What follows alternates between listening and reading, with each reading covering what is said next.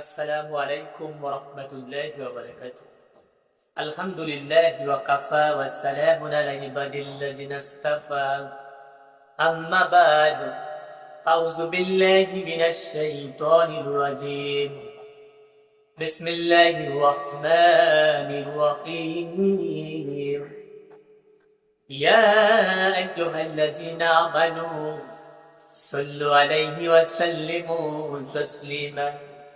اللهم صل على سيدنا وحبيبنا ومولانا محمد وعلى آل سيدنا وحبيبنا ومولانا محمد.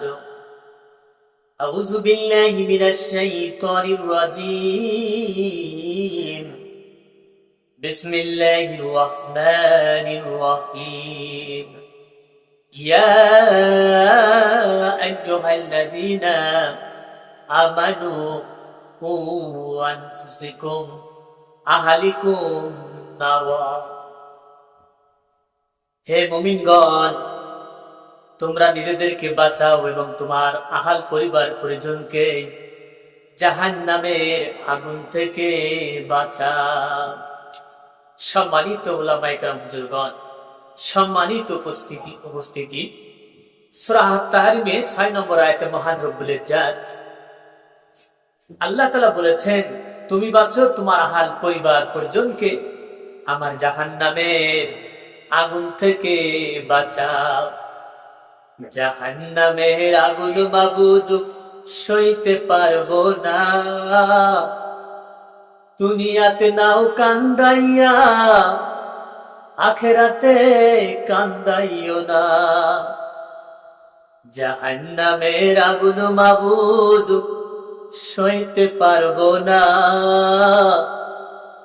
দুনিয়াতে নাও কান্দাইয়া আখেরাতে কান্দাইও না। সম্মানিত উলামায়ে কেরাম, হুজুরগণ, সম্মানিত উপস্থিতি, দ্বীন শব্দের অর্থ কি আমরা জানি? দ্বীন কি একটা ইসলাম ধর্ম? না, দ্বীন কিন্তু একটা ইসলাম ধর্ম নয়। দ্বীন একটি জীবন ব্যবস্থার নাম, চলার পথের নাম, হাঁটার পথের নাম, জীবন ব্যবস্থার নাম, যে নিয়মে চললে আমরা ইসলামের গণ্ডির ভিতরে থাকতে পারি।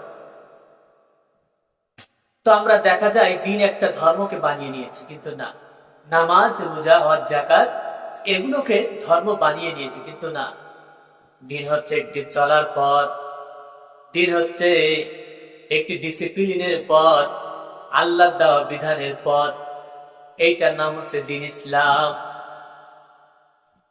আমার যখন ফুরাবে দিন, আসবে গহীন রাতি।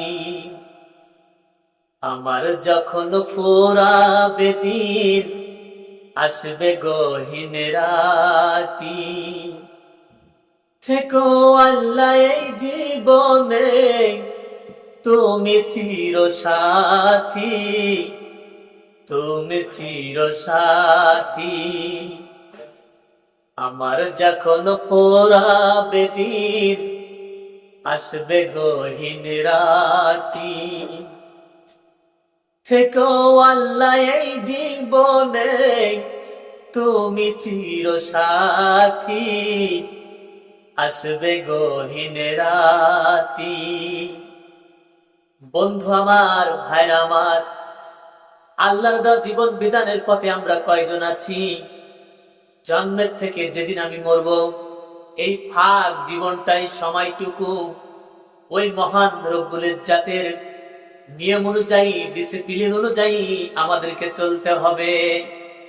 এর নাম হচ্ছে দ্বীন, এর নাম হচ্ছে ইসলাম। যে মহান রব্বুল ইজ্জত আল্লাহ তাআলা মানুষকে, জিনকে, সমগ্র পৃথিবী তৈরি করার আগে আল্লাহ তাআলা মানুষের চলার পথ, কিভাবে সে খাবে, কিভাবে সে ব্যবসা বাণিজ্য করবে, কিভাবে সে রাজনীতি করবে, কিভাবে সে চলবে, কিভাবে হাঁটবে, সবকিছু এ টু জেড মহান রব্বুল ইজ্জত আল্লাহ তাআলা এই নিয়ম তার কোরআনের ভিতরে নির্ধারণ করে দিয়েছেন।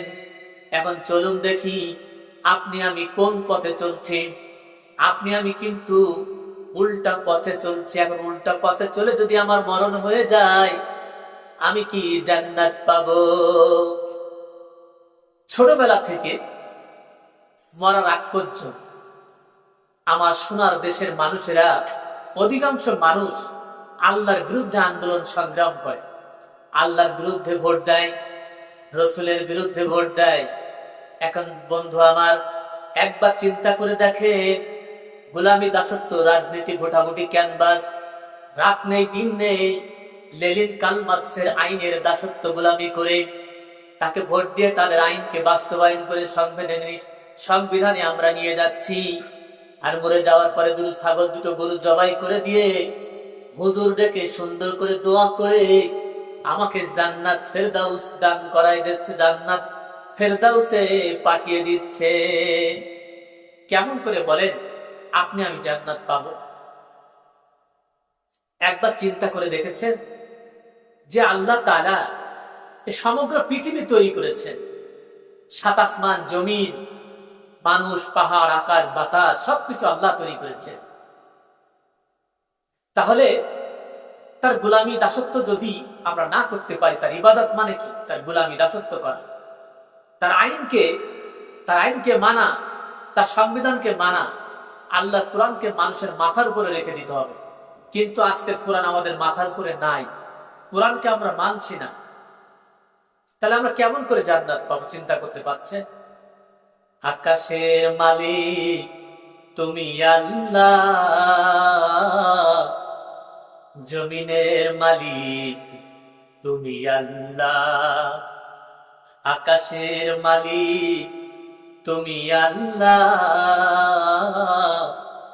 জমিনের মালিক তুমি আল্লাহ। মানুষের মালিক তুমি আল্লাহ, সাগরের মালিক তুমি আল্লাহ। দুনিয়ার মালিক তুমি আল্লাহ, পৃথিবীর সবকিছুর মালিক তুমি আল্লাহ। সবকিছুর মালিক যদি মহান রব্বুল ইজ্জত হয়ে থাকেন, আর তার বিরুদ্ধে যদি আমরা চলতে থাকি, রসুলের রেখে যাওয়া নিয়ম, আল্লাহর বিধান, কোরআনের আইন যদি মহান রব্বুল ইজ্জত রেখে দেন, মানুষের জন্য পাঠিয়ে দেন, সেগুলোকে যদি আমরা না মানি, কিভাবে আমরা জান্নাত পাবো?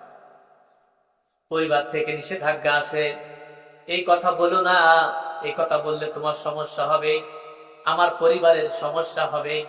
কিন্তু বন্ধু আমার, আমি যখন মারা যাব, পৃথিবীর আযাব তো সামান্য ঠুনকো, সে ব্যথা লাগতেও পারে, নাও পারে, কিন্তু মৃত্যুর পরের যন্ত্রণা কিন্তু অনেক বড়, অনেক কঠিন যন্ত্রণাদায়ক, বেদনাদায়ক। কিভাবে সহ্য করতে পারবো?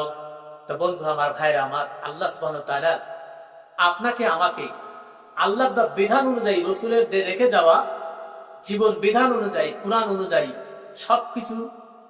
সবকিছু মেনে চলার তৌফিক যেন আপনাকে আমাকে দান করেন। আবার দেখাবে ইনশাল্লাহ, প্রায় আমি ভিডিও দেব এরপরের থেকে। তো সেই পর্যন্ত সবাই ভালো থাকেন, সুস্থ থাকেন, আমিও যেন জীবিত থাকি। আমার চ্যানেলের সাথে থাকবেন। আসসালামু আলাইকুম ওয়া রাহমাতুল্লাহি ওয়া বারাকাতুহু।